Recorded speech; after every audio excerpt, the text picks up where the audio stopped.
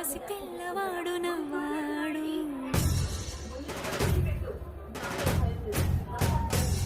విడుముండోడు అని ఊరు వాడ అనుకున్న గాని మహారాజు నాకు నవ్వాడు.